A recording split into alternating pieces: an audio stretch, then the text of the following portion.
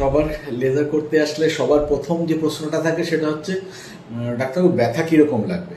তো ব্যথা দেখুন, আমি সবসময় বলি ব্যথা এটা পেনলেস নয়, মানে একদম ব্যথা হয় না তা নয়, কিন্তু যারা মোটামুটি পেন সহ্য করতে পারে, ধরুন যারা ট্যাটু করাচ্ছে, ট্যাটু করানোর থেকে তো ব্যথা অবশ্যই কম হয়।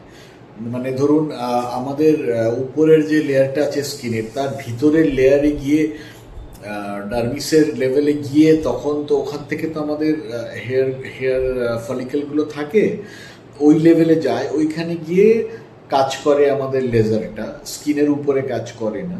তো সেই কারণে ওই জায়গাটা হ্যাঁ একটু হয় পেন, তবে সেটা অবশ্যই সহ্য করার মতো। আর কিছু বিশেষ বিশেষ ক্ষেত্রে আমরা আবার সারফেস অ্যানাস্থেশিয়াও করে নিই। সারফেস অ্যানাস্থেশিয়া মানে হলো একটা ক্রিম লাগিয়ে 0.5 ঘন্টা 40 মিনিট রেখে দিই, কিছুটা অ্যানাস্থেশিয়া হয়, খুব একটা যে বিরাট কিছু লাভ হয় ব্যথার ব্যাপারে তা নয়, তবু কিছু একটু মেন্টাল স্যাটিসফ্যাকশনও হয় পেশেন্টের, সেটা করে নিই।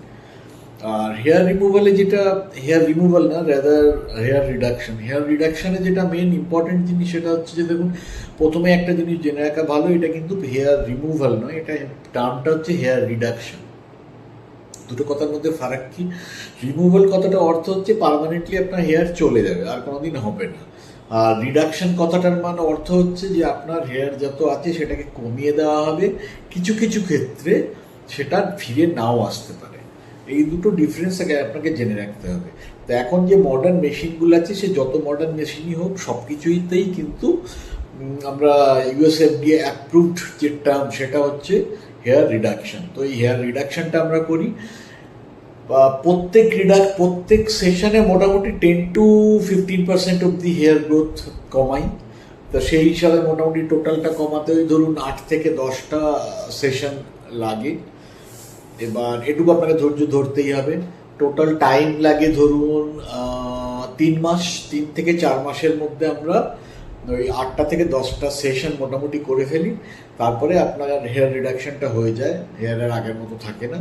তারপরে হয়তো কারুর ক্ষেত্রে দেখুন রিগ্রোথ কতটা ডিপেন্ড করে সম্পূর্ণই হরমোনের উপর। তো এবার কারুর ক্ষেত্রে সেটা বছরে একবার করে করতে হয়, আবার নতুন করে সেশন নিতে হয় 2 বা 3টে।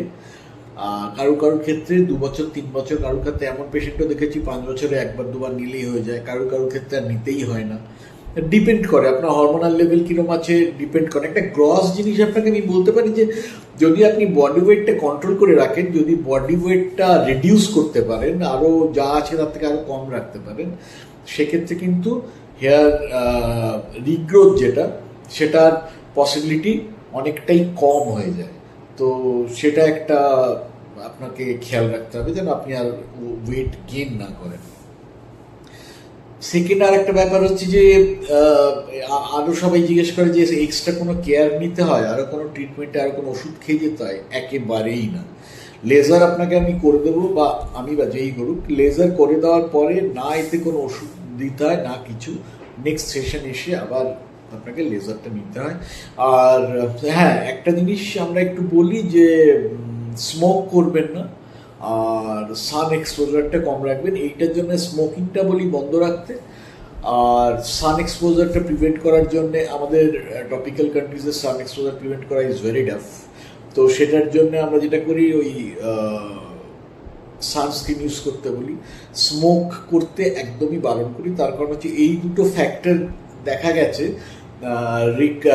রিকারেন্স অফ হেয়ার গ্রোথ, মানে হেয়ার রিগ্রোথটা আরও বাড়ায়। তো ট্রিটমেন্ট নেওয়ার পর এই দুটো জিনিস অ্যাভয়েড করলে ভালো হয়। এছাড়া আর কোনো ওষুধপত্র, ক্রিম, এসবের কোনো রোল নেই। আর একটা জিনিস, কেউ যদি বলে আপনাকে ক্রিম লাগিয়ে পুড়িয়ে আপনাকে হেয়ার রিমুভাল করে দেবে, আমি বলবো আপনাকে মিথ্যে কথা বলছে। সারা পৃথিবীতে এখন একটাই অপশন, সেটা হচ্ছে ডায়োড হেয়ার রিমুভাল। ডায়োড দিয়ে যে হেয়ার রিমুভালটা হয়, সেটা হেয়ার রিডাকশনটা হয়, সেটাই একমাত্র অপশন। এছাড়া আর কোনো অপশন নেই। তো হেয়ার রিডাকশনের জন্য এই একটাই প্রসেস, এটাই আপনাকে করতে হবে। সেটা আপনি যেখানেই করুন, একটা এক্সপার্ট হ্যান্ডে করলে ভালো হয়, পুড়ে ঠুড়ে যাওয়ার চান্স কমে যায়। Thank you.